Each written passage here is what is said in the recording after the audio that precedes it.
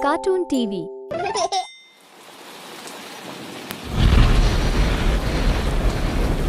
अरे राम राम राम राम, कितनी जोर की बारिश हो रही है।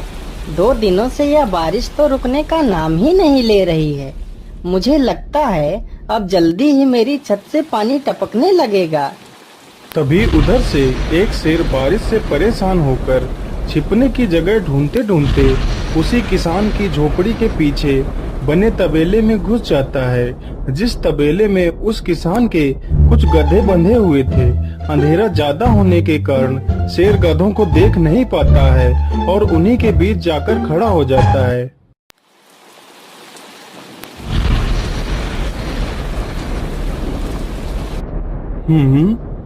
यहाँ से तो किसी मनुष्य की आवाज आ रही है। चलो चुपचाप बैठा रहता हूँ, जैसे ही यह आदमी मेरे करीब आएगा मैं इसे खा लूंगा। हाय हाय हाय, यह बारिश कब रुकेगी? ऊपर से यह टपका भी आ गया। अब मैं क्या करूं? इस टपके से कैसे बचूं? इतना तो डर मुझे शेर और बाघ से भी नहीं लगता है, जितना डर मुझे इस टपके से लगता है। अरे यह टपका कौन है? मुझे लगता है यह टपका तो मुझसे भी ज्यादा खतरनाक है।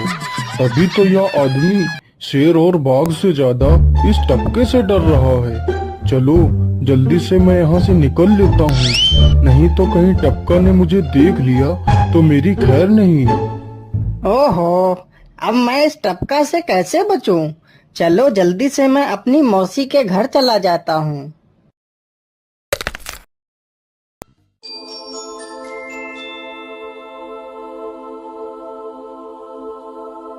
अरे चल चल गधे की औलाद, यहाँ पर छिपा हुआ बैठा है। अरे चल जल्दी। अरे ये क्या, जिसका डर था वही हुआ। यह टपका तो मुझ पर हावी हो गया।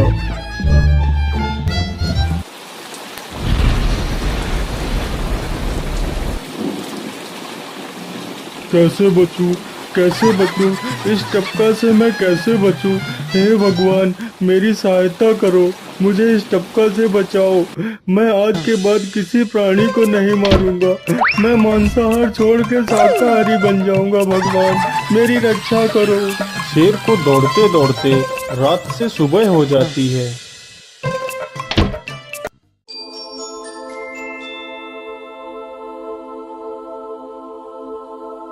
अरे देखो देखो, यह तो शेर की सवारी कर रहा है।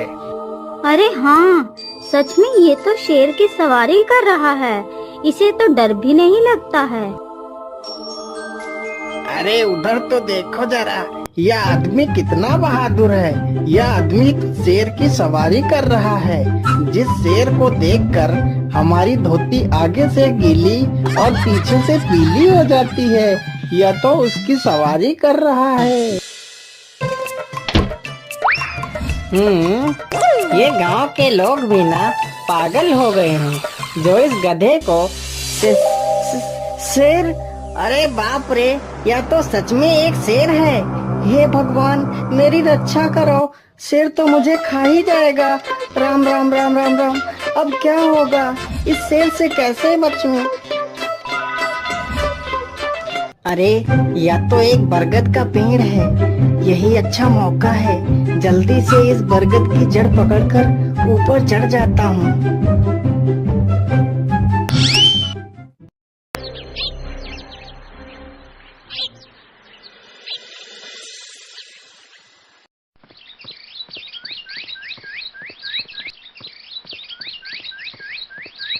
अरे शेर भैया, तुम इतनी जोर जोर से भागते हुए कहाँ जा रहे हो? आप तो बहुत डरे हुए लग रहे हो। आप तो जंगल के राजा हो, आपको किसका भय है? टपका, वो टपका मेरी जान के पीछे पड़ा है। अरे शेर भैया, जरा मुझे बताओ वो टपका है कहाँ? अरे भालू भैया, वो टपका मेरी पीठ से उतरकर उस बरगद के पेड़ पर चढ़ गया है। उसने मुझे रात भर खूब दौड़ाया है।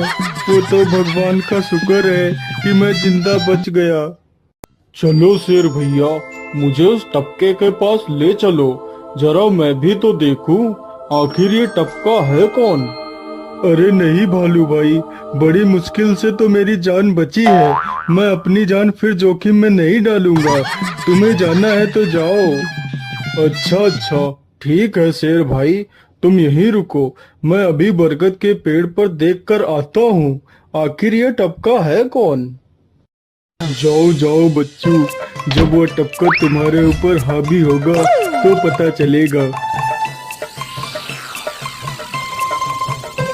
अरे कहाँ है यह टपका जिसने राजा जी की हवा टाइट कर दी? चलो इस पेड़ पर चढ़कर देखता हूँ।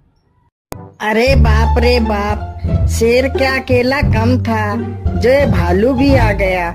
मुझे लगता है कि आज मेरी मौत निश्चित है। भालू पेड़ पर उल्टा होकर चढ़ने लगता है। तभी किसान और तेज से कांपने लगता है। कांपने की वजह से किसान के हाथ से छड़ी छूट जाती है और उल्टा होकर चढ़ रहे भालू के पिछवाड़े पर जा लगती है। भालू धड़ाम से जमीन पर गिरता है।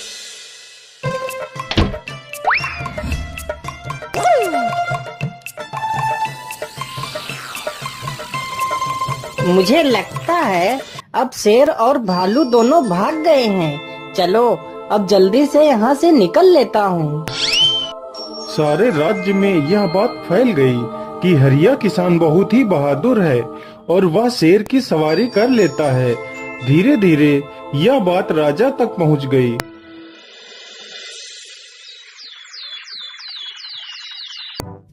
महाराज, क्यों न हम पड़ोस के गांव से हरिया किसान को बुलवा लेते हैं। वह बहुत ही बहादुर है। उसके बहादुरी के चर्चे तो पूरे राज्य में हैं।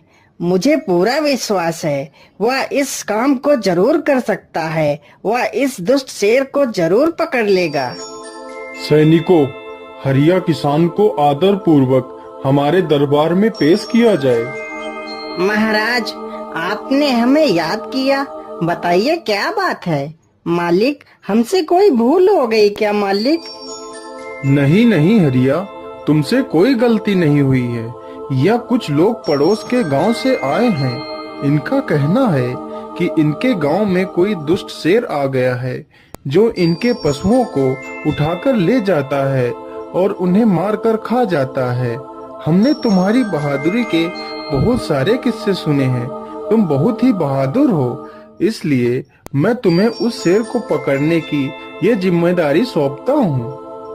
अरे बाप रे बाप, उस बार तो मैं शेर के हाथों बच गया था, लेकिन इस बार मैं नहीं बचूंगा। अगर मैंने महाराज को सच सच बता दिया तो झूठ बोलने के जुर्म में मुझे फांसी पर ही चढ़ा देंगे। अरे हरिया, तुम मन ही मन क्या बड़बड़ा रहे हो? कुछ नहीं महाराज, कुछ नहीं। मैं सोच रहा था कि मैं शेर को कैसे पकड़ूं। ये लो हरिया, कुछ स्वर्ण मुद्राएं रख लो, ये तुम्हारे काम आएंगी। क्या करूं, कैसे पकड़ूं उस शेर को? ये महाराज ने भी मुझे कैसी दुविधा में डाल दिया है। क्या करूं, क्या करूं? हाँ, मिल गया। फिर हरिया बाजार से एक रस्सी और एक जाल तथा एक बकरी खरीद कर लाता है। चलो जल्दी से, मैं यहाँ पर एक गड्ढा खोद देता हूँ।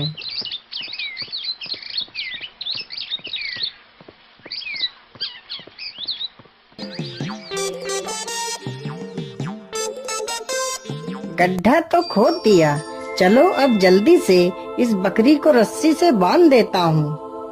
हरिया ने बकरी को रस्सी से बांधकर गड्ढे में खड़ा कर दिया और जाल को लेकर पेड़ की डाल पर बैठ जाता है।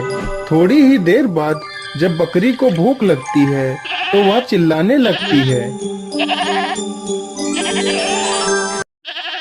अरे, यह तो बकरी के चिल्लाने की आवाज है, लेकिन यह आवाज आ कहां से रही है? आसपास तो कोई नहीं दिख रहा है। मुझे लगता है यह आवाज उस पेड़ के पास से आ रही है। चलो चलकर देखता हूँ।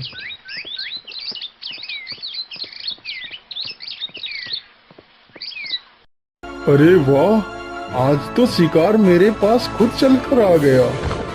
शेर तुरंत ही बिना देर किए हुए गड्ढे में छलांग लगा देता है। तभी किसान तुरंत ही बकरी को ऊपर खींच लेता है और जाल को गड्ढे के ऊपर गिरा देता है। शेर गड्ढे में ही फंस जाता है। यह देखकर गांव के सभी लोग बहुत ही खुश हो जाते हैं। दोस्तों, कार्टून टीवी को लाइक, शेयर और सब्सक्राइब करें।